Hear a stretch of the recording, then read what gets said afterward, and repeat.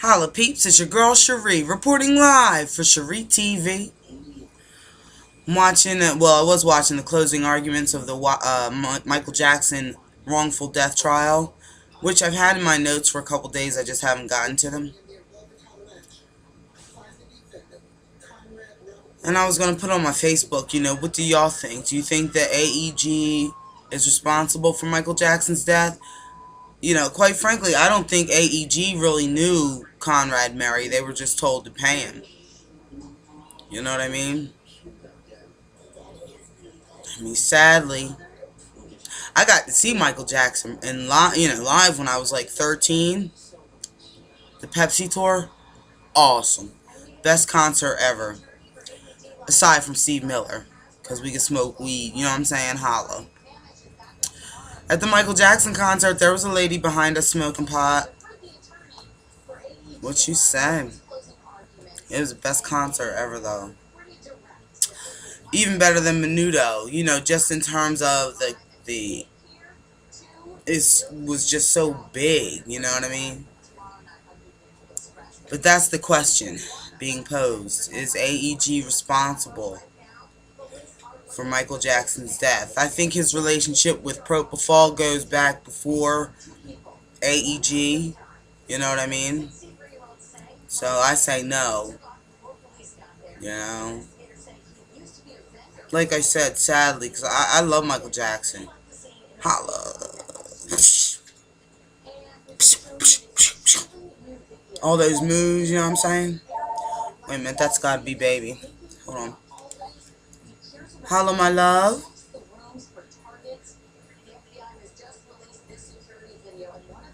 Oh, cool. Beef. All beef. All beef, baby. Okay.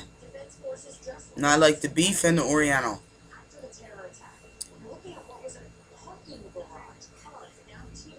Beef. Okay, my love, my fan. I love you too. Bye, babe.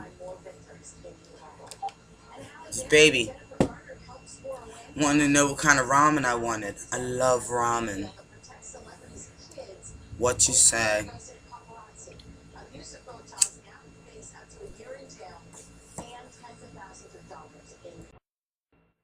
Wait, that was my Facebook. Let's see what's up.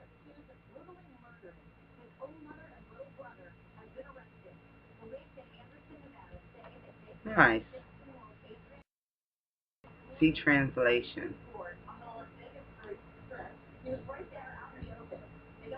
Awesome.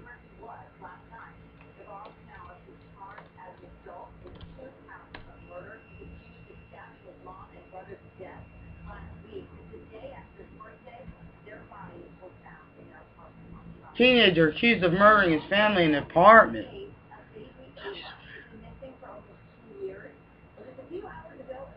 Don't forget, everybody, it's drug week. Get on your mind.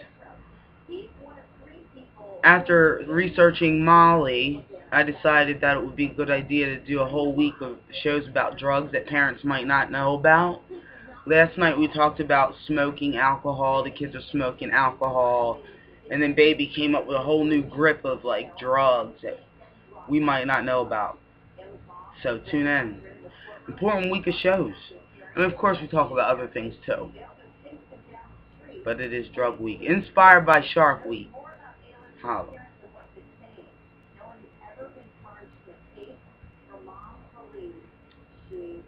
Holla. Holla at all SchreeTV watchers everywhere. Y'all are awesome.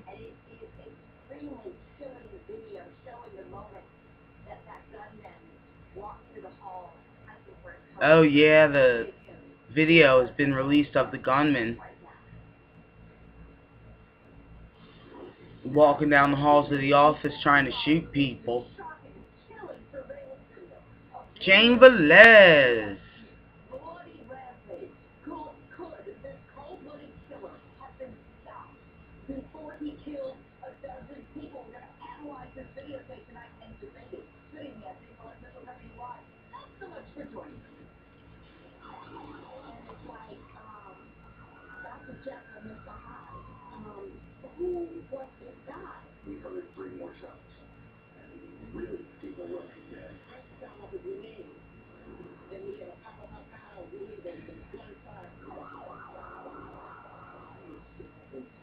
on shooting her.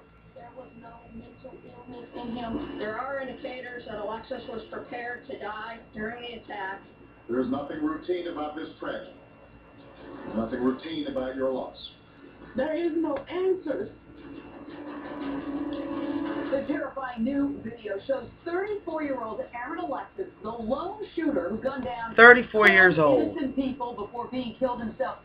A mere child. And just roaming the hallways with this huge gun. It's really something to see this. And we're going to sawed off, you guys. The FBI also released photos of the murder weapon itself. You're not supposed to saw off a shotgun. Purple tape wrapped around it. I learned that from baby. Four different and very disturbing messages. I don't know anything about shotguns. We'll also analyze what the heck those things mean. Now, just a couple of hours ago, the FBI said Alexis was a delusional murderer ready to die during that attack, and that his victims were chosen. I mean, I went shooting with Big Chris. He taught me about firearm safety and everything. But I wouldn't handle a firearm. Like, I wouldn't trust my memory, because this was years ago, you know what I'm saying? Went out in the desert, in the public lands. You can shoot at the mountains, you know what I mean? You're not going to shoot anybody. But I shot some high-powered weapons, you know what I'm saying? I just, you know, I was like, damn, you know? Makes you go back like that. I won't be needing these. Call me 1-877-JD. Holla, Frank. We have a fantastic panel in the line. Hello. Hello. Mo Ivory, radio personality, and behavior expert Simone Bien. So let's start out with Mo Ivory, CBS radio personality. I mean, I take a look at this video, Mo, I think that there's a big problem here. Was this a missed opportunity to say, look at that guy on the surveillance video, he's walking down the hall with a gun, let's stop him, let's isolate him, let's seal him off before he unleashes any carnage. That did not happen, Mo. I don't understand it. Who's watching the cameras?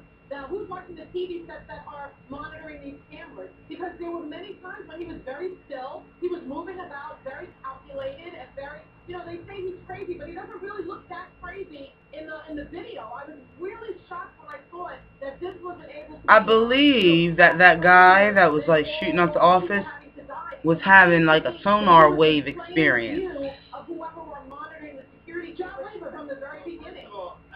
First of all, killers don't always look crazy. Second of all, of course, he should have been recognized by the security there Please, much sooner. But what compounded everybody, the problem was, if you're hearing voice, you're feeling sonar waves, please go to a doctor. There are medications available for you, for real. You can function in society. According to the FBI, and he shoots a security guard and takes his handgun. He was having sonar experiences, like sonar waves. Some shit. He had stuff engraved into his gun and everything. Security cameras. If you can't stop somebody bad that you see walking around with a gun. I mean, listen, they have it. I go into office buildings all the time, and they can seal you off. They can seal you off, and if you are in the sawed-off shotgun. You can't get out, you can't get in. Why couldn't they have a system where they could seal this guy off once they spotted it? Agreed, and one thing they're looking into is, did budget cuts play a role in the fact that these monitors weren't manned appropriately, and why was this man able to conduct a mass killing over the better part of an hour? I mean, I want to show you, okay, you've got him going in here, okay, he has no problems going in. Now, take a look, there he is with the bag. He's walking in with a big duffel bag that looks like it could be, you know, packed with God only knows what. It turns out it was packed with a gun. I mean, C.W. Jensen, retired police captain, we can't get into, through airport security without going through something. If you go to a nightclub, if you go to a rock concert, they will check your bag. And yet this guy is walking into a naval base, a top security naval base, with this bag filled with a gun, and there's there's no checking mechanism? That's crazy. CW. Jay, you're so right. It's so often with these cameras and things, what we have, like at the airport, is the illusion of security. We don't really have security. I'm ready to go to the gym. The thing that disturbs me the most is this military installation. You have military people that are unarmed, and surveillance is great, 911 calls Got a lot of great, work to do. but if one guy, one gal with a gun could have stopped this. Now, let me say that this is all on top of what the Navy should have known that morning, but apparently didn't hear when cops told them. Alexis had a legitimate pass, like I have a pass, a legitimate pass to get into the D.C. Navy Yard and Building 197.